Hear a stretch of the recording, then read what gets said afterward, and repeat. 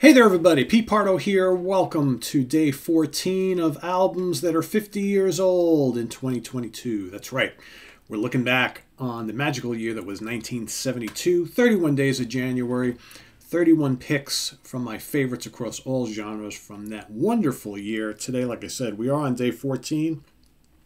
Once again, you're going to get a 2-for-1, right? Because I mentioned there were about a handful of bands that released two excellent albums in 1972. And I didn't want to not include any of these bands and certainly not include their multiple releases from that year. But I didn't want to give each one a separate number on the list because I didn't want 30% of the list for 5 bands. That doesn't make a lot of sense. So instead, what you're going to get is they're going to take up one slot on the list.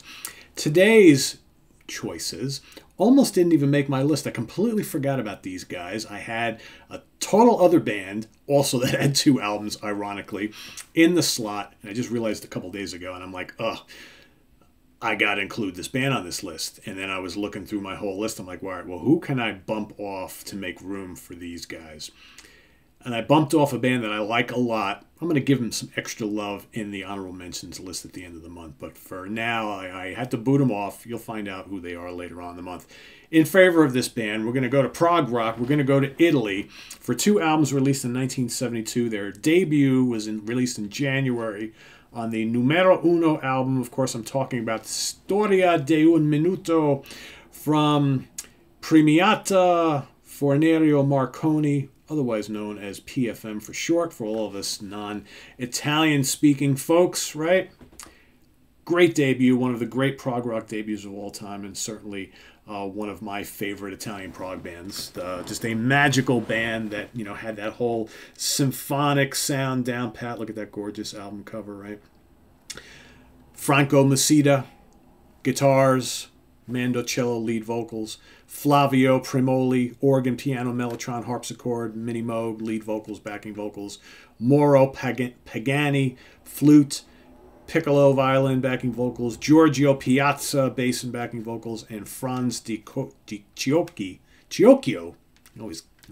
Franz di Ciocchio, or Ciocchio, something like that, I never know how to say his name, drums, backing vocals, gadgets, and a little bit of Moog synthesizer. Fantastic album. Lots of mellotron, lots of Moog, Hammond organ, electric acoustic guitars, just the gorgeous romantic Italian vocals, little bits of jazz, little bits of classical. These PFM albums are just very lush. Think like early Genesis, but sifted through like an Italian meat grinder, right? Now comes PFM. They're very kind of similar, very pastoral, very lush, loads of keyboards, but the vocals just kind of hook you right in. And again, I don't speak Italian, but I am Italian, and I love listening to Italian prog because I think, even though I don't understand a word they're singing about, it doesn't matter. It just kind of like drips into your soul, right? We've got Introduzione starting it all off, Impressioni di Settembre, E Festa, Dove Quando Parte 1, Dove Quando Parte 2, La Carrozza di Hans, and Grazie Davvero. All right, don't ask me what any of those are. Not a very long album, like 30 some odd minutes long. The longest track is just under 6 and change, about almost 7 minutes. But like I said, really, really good stuff. This one's like over before you know it. A great, great debut, and kind of got the ball rolling for what we would, hear on their second album. And like I said, there's some rockin' parts to these early PFM albums. Like I said, sometimes they do this kind of pastoral, lush kind of prog symphonic rock thing. Then the guitars come in. It's a little hard rockin', right? Then you get some kind of jazz passages. Got a little violin. Got a little this, little that. A little bit of sprinkling Parmesan Reggiano, a little Romano, a little dash of olive oil, a little, throw a couple pepperonis on there. That's how PFM works, right? It's how the Italian scene works. From there, we go to November 1972. So they released the debut in the beginning of the year. Second one comes out later in the year.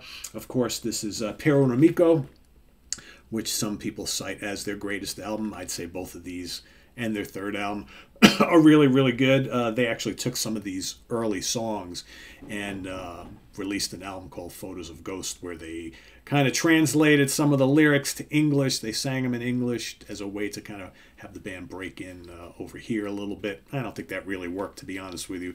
I like hearing them with the Italian vocals. But, you know, this band was doing pretty big business over there, right? They wanted to kind of replicate that here.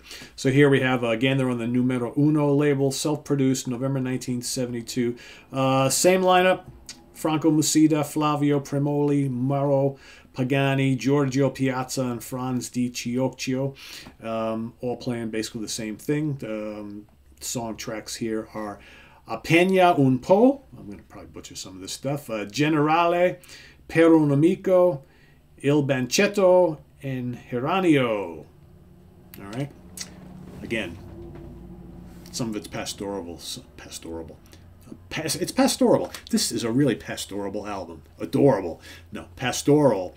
Lush acoustic guitars and the simmering mellotron and Hammond organ, and then, you know, you bring in some flutes and violins and the gorgeous vocals. I love the vocal interplay on these albums, and yeah, it's magical stuff. Magical stuff. These two albums are great. Like I said, to me, the trifecta also includes L'Isola di Niente from 1974. Photos of Ghosts is the album that came out in 73 that took some of these tracks and kind of, you know, made them a little bit more palatable for the English-speaking folks. But to me, it's these two albums and L'Isola di Niente from 1974 that are the really great albums in this discography. They kind of tried to replicate, do the same thing again with The World Became the World in 74. So that basically was that third album with the English vocals and English lyrics and all that kind of stuff. But I will say Chocolate Kings, Jet Lag, and even Passepartout is pretty good. I think for me, Jet Lag is probably the last truly, really, really, really strong PFM album through and through. But yeah, these two are absolute drop-dead classics. So you get a 2-for-1 day. First two PFM albums, Storia de un Minuto and Per un Amico, classics. If you don't have them, get them. And like I said, I wouldn't put too much stock in if you're someone who kind of puts up a wall when a band is not singing in English. Give these guys a shot. I think that this band and Banco del Mutuo Soccorso, also another band from the same time period that, like, the vocals are just so well done and so lovely. It's like it doesn't matter that you don't understand what they're saying, because it just flows and it's romantic and it's powerful and dramatic. I'm telling you, give it a try. Give it a try. I used to think the same way. I got over it. All right, there you have it. A double shot of PFM, their first two albums, both released in 1972. Visit us on the web at www.seatranquility.org. We're on Facebook, we're on Twitter, of course, we're here on YouTube all the damn time. Let us know in the comments below what you think of these two great albums. If you haven't heard them, go back and listen to them, come back, report back in again, all right, and let us know what you think. But more importantly, also, please do cast your vote for day 14 in the comments below as we move our way towards the end of the month, January 31st. At the last day, I'll also give you a bunch of honorable mentions, because I do have a pretty large list of albums that I really love a lot that just only got 31 spots, right? Well, a little bit more, because I did some two for days, right? I do have a handful of those. But, yeah, you can't fit them all, right? But I do want to give some love to those. So that'll be coming on the last day, as well as your final day. Like I said at the beginning, some of you were wondering, I see some of you, it's like, Pete, when are you going to pick this album? I know how much you love this band. You haven't picked these albums. It's like, we'll get there. We'll get there. I've saved my most treasured ones. My most beloved albums out of all these are coming at the end of the month. So you got to wait, right? And I know you know who all the usual suspects are. So they're all coming. Don't you worry. We'll get there. But I love all these albums. But, you know, you always have your real favorites, the ones that get you right there.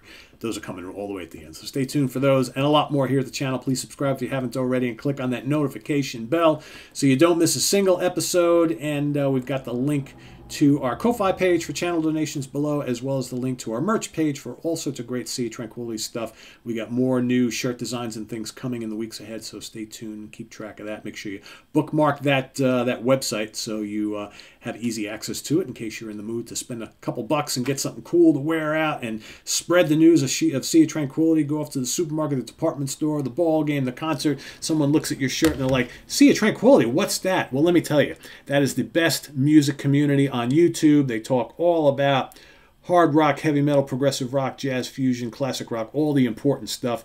Go join the fun. That's why I'm wearing it, and that's why you're all watching. So I am Pete Pardo. We'll see you all real soon. Thanks, everybody. Take care. Bye-bye.